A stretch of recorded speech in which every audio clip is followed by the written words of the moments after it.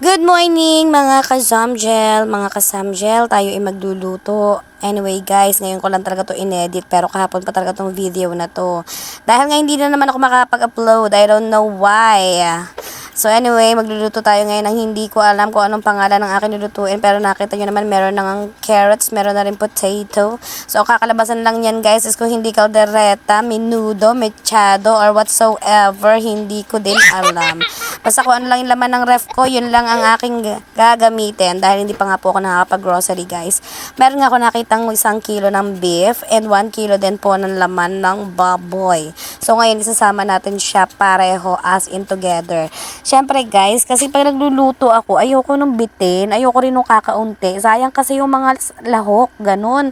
Ang mahal-mahal pa naman ng mga lahok ngayon. Nakita nyo naman, nag-chop na ako ng carrots at hindi ko nga alam kung anong chop ba ang gagawin ko. Basta ginanyan-ganyan ko lang siya.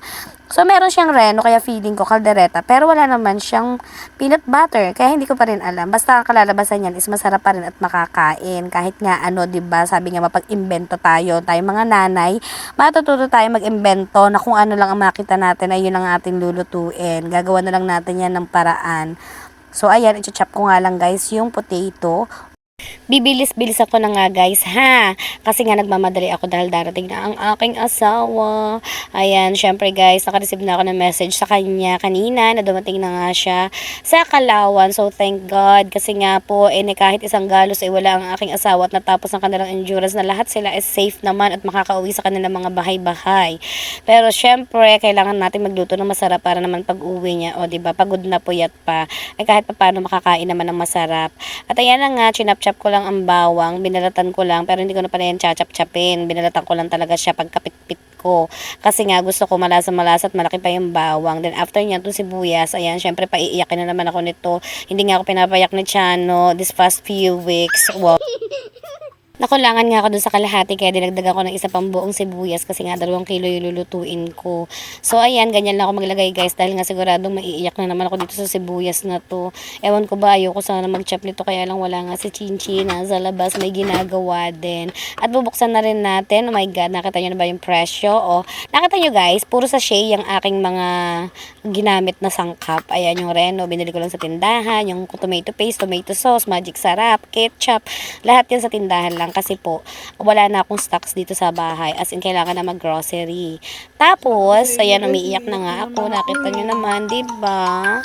O diba, nakakatuwa yung tumatawag habang nag-e-edit ako. Tignan naman yung itsurahin ko. Diyos ko, mukha na akong nanay na hindi mo maintindihan, hindi na maintindihan ng sarili.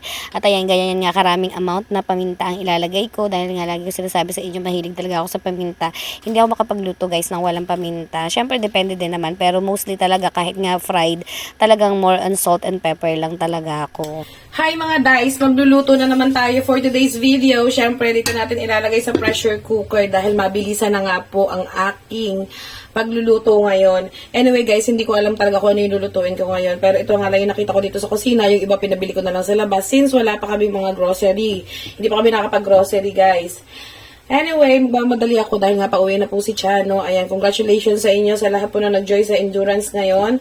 At ayan, nakauwi kayo ng maayos. Anyway, hindi pa nakakauwi ang asawa ko, baka pauwi pa lang siya. Pero thank you so much, Lord God. So anyway, yan, prepare ako ng kanyang kakainin. So, good for hanggang dinner na rin namin to kasi nga dinalihan ko na. So nakita nyo naman guys, yan. Meron ako ditong beef. Ayan, kasi pag nagluluto ako, ayaw ko ng sayang. So, yung, alam mo yung sayang, kakaunti lang yung maluluto ko, konti na yung makakatikim. So, meron akong beef, 1 kilo, at sinamahan ko din siya ng 1 kilong laman ng baboy. So, ganito siya guys. Nakita nyo, ipapatas ko muna siya dito. Dito ko na siya lulutuin, sabay-sabay na. Ilalagay ko na rin yung mga sangkap nila para sabay-sabay na silang maluto. So, nakita nyo naman, 2 kilo na siya pero parang konti pa lang. But anyway, konti lang naman talaga kami dito sa bahay. Pero baka nga pumunta dito mamaya si Kuya Ivan, ang juwa ni ate. Kaya ako ay magluluto na ng marami. Shoutout nga pala kay Abigail Balasta. Happy birthday sa'yo. Ayan, sinabay na kita sa aking pag-vlog. Hindi ko pa nakikita my birthday. So anyway guys, ayan, papakita ko sa inyo, ha? Ilalagay na muna natin dito lahat ng sangkap para siguradong okay na. Hala, Diyos ko, ano pinagkaiba ng sinabi ko kanina sa sinabi ko ulit? Parang paulit-ulit lang yung sinabi ko, pero okay lang kayo ng bahala. At least nakikita ninyo at nilagay ko na nga dito yung carrots, nilagay ko na rin dito yung patatas, sibuyas, bawang, lahat ng pwedeng ilagay, nilagay ko na. Nakalimutan ko nga pala guys maglagay ng bell pepper dahil nga po wala na mabilhan dito sa tindahan dahil layot na ang paninda nila na bell pepper. So, ayoko naman maglagay ng ganun. So, okay lang yan.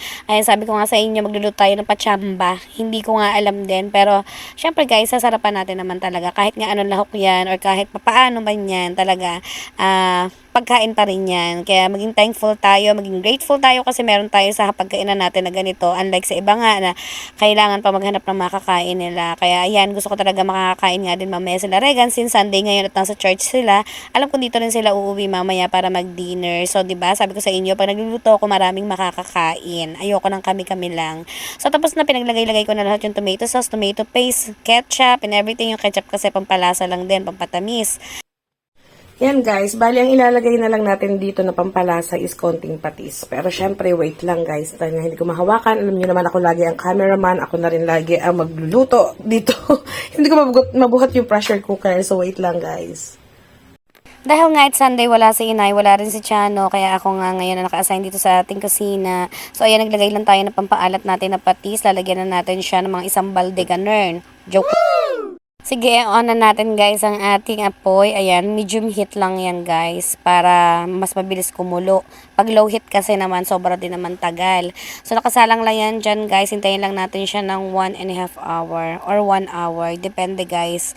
Pero feeling ko 1.5 hour yung gusto ko para sobrang lambot. Syempre guys, siguro mga isang oras lang pala natin yun hihintayin kasi masyadong matagal, puro laman naman yun. So, isang oras natin siya ipa-pressure cooker. So, ngayon, ayan, nakatutok yung hugasin at maghuhugas muna ako while waiting po ako sa aking niluluto para tapos na. Papa! Ayo. Excited eh. Gusto ka, asawa ko? Wala akong ginahasan ng 10 bakla. 10 bakla. Naranasan mo na. Ano, sa tulo? Hindi naman yung katawan. Kakain ka na, mamaya. At yun na nga, dumating na nga si Chano. So, nakahinga na ako ng maluwag guys. At ayan, naka-isang oras na. Syempre, binabad na natin muna siya sa tubig at binuksan na rin natin. Syempre guys ha, pag bubuksan yung pressure cooker, siguraduhin yung malamig na talaga. Baka mamaya biglang bumulwak yan sa mukha ninyo. Diyos ko po, sayang ang mga face ninyo. At ayan na nga, isasalang ulit natin siya sa apoy dahil nga titikman ko muna siya. Syempre, para naman maintindihan natin kung ano nga ba kinalabasan ng panglasa. Nakita nyo naman pagmumukha ko, mukha na kawawa. At ayan, hinalo-halo ko nga. So, ganyan na siya guys. Ganyan yung kinalabasan niya. So, marami nga siyang sabaw. Pero okay lang. Dadagdagan natin yan ng pampalasa natin. At, pakukuloyin ulit natin siya ng another 30 minutes para masarap na masarap, 'di ba? So ganyan lang, hahayaan ko lang siya diyan, hintayin natin siya ng 30 minutes na kumulo na kumulo. Habang nakasalang kaya na, syempre iwanan ko muna yan at aasikasuhin ko muna si Chano dahil nga pagod na pagod at hindi na nga makapagbihis. Inaaya ko nga kumain pero sabi niya mamaya na lang daw siya kakain. So ito lang guys ang kinalabasan ng ating pagluluto. Kumulo na siya ng kumulo kaya sobrang sarap na niya.